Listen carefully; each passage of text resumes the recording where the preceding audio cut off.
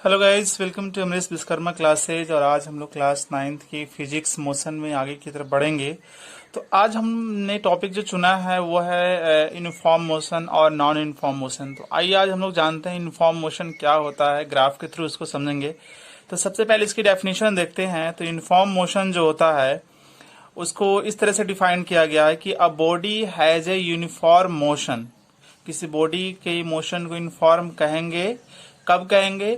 जब वो body equal distance travel करे इक्वल टाइम में, ठीक है ना। मतलब बराबर समय में, है ना, बराबर समय में अगर वो कोई बॉडी बराबर दूरी तय करता है उसको बोलेंगे यूनिफॉर्म मोशन, ठीक है ना। इक्वल टाइम में इक्वल डिस्टेंस कोई बॉडी कवर करता है उसको बोलेंगे यूनिफॉर्म मोशन। यूनिफॉर्म मोशन को हिंदी में बोलते हैं समरूप गति। समरूप गति।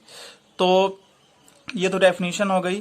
अब इसको एग्जाम्पल के थ्रू समझते हैं। जैसे एक बॉडी है, वो कुछ डिस्टेंस कवर करती है। 1 सेकेंड में वो 2 मीटर जाती है बॉडी, फिर 2 सेकेंड में वो 4 मीटर जाती है, फिर 3 सेकेंड में वो 6 मीटर जाती है, 4 सेकेंड में वो 8 मीटर जाती है। ऐसा कुछ मैंने मान लिया। अगर हम इसको ग्राफ के थ्रू दिखाएं, अगर इसको हम ग्राफ के थ्रू दिखाएंगे तो कुछ ऐसा होगा। ये एक्स एक्सिस जो है हमारा, ठीक है, जो हमारा ये एक्स एक्सिस है, एक्स एक्सिस पर हम क्या करते हैं कि टाइम को दिखाते हैं। बिकॉज टाइम इंडिपेंडेंट टर्म है, टाइम किसी पे डिपेंड नहीं करता है। तो ऐसा टर्म जो इंडिपेंडेंट हो उसको ऑलवेज आप एक्स एक्सिस पर दिखाइए, और डिपेंडेंट टर्म जो है वो वाई एक्सिस पर दिखाएंगे। क्योंकि डिस्टेंस डिपेंड करता है कि आप कितने देर तक बॉडी कितने देर तक चला, है ना, कितने स्पीड से चला, उस पर डिपेंड करेगा डिस्टेंस। तो इसलिए इसको वाई एक्सिस पर दिखाया गया। तो एक्स एक्सिस पर टाइम को दिखाया 1 2 3 4 5, इस तरह से हम सारे पॉइंट को यहाँ प्लॉट कर दिए, दिखा दिए। डिस्टेंस को भी 2 4 6 8 10।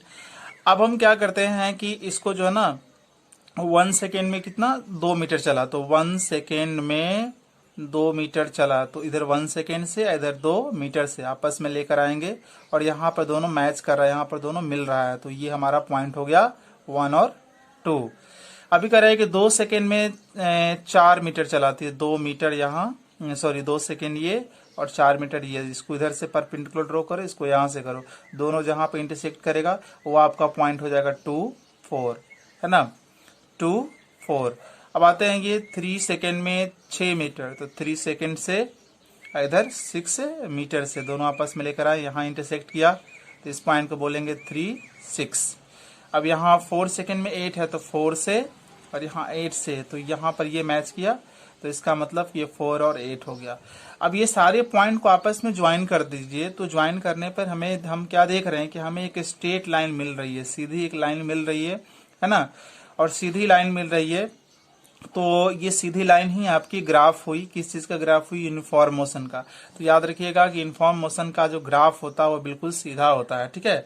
तो एक बार फिर से डेफिनेशन समझ लेते हैं कि equal interval of time, equal interval of time मतलब इक्वल टाइम में कोई बॉडी इक्वल डिस्टेंस ट्रेवल करता है उसको बोलते हैं यूनिफॉर्म मोशन। सो अभी गाइज हम लोग का जो नेक्स्ट टॉपिक है वो नॉन यूनिफॉर्म मोशन है। अब नॉन यूनिफॉर्म मोशन को समझते हैं क्या। इसको हिंदी में बोलते हैं असमरूप, असमरूप गति इसको कहेंगे, ठीक है।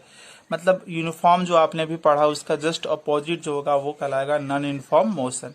इसमें क्या होता है कि इसको आप दो तरह से डिफाइन कर सकते हो कि बॉडी इक्वल टाइम में अनइक्वल डिस्टेंस ट्रेवल कर रहा है, ठीक है।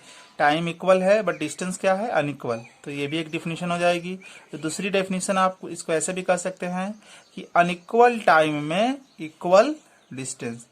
तो या तो आप बोलिए कि बॉडी जो है अनइक्वल डिस्टेंस ट्रेवल कर रहा है इक्वल टाइम में, या आप कहिए कि इक्वल डिस्टेंस ट्रेवल कर रहा है अनइक्वल टाइम में, उसको बोलेंगे नॉन यूनिफॉर्म मोशन, ठीक है। यानी कि इक्वल और यानी कि डिस्टेंस और टाइम में कोई एक इक्वल होगा तो दूसरा अनइक्वल होगा, ठीक है ना। तो इस तरह के मोशन को बोलते हैं नॉन यूनिफॉर्म मोशन। अब इसको ग्राफ के थ्रू हम लोग समझेंगे। तो नॉन यूनिफॉर्म मोशन को समझने के लिए मैंने दो ग्राफ लिया है।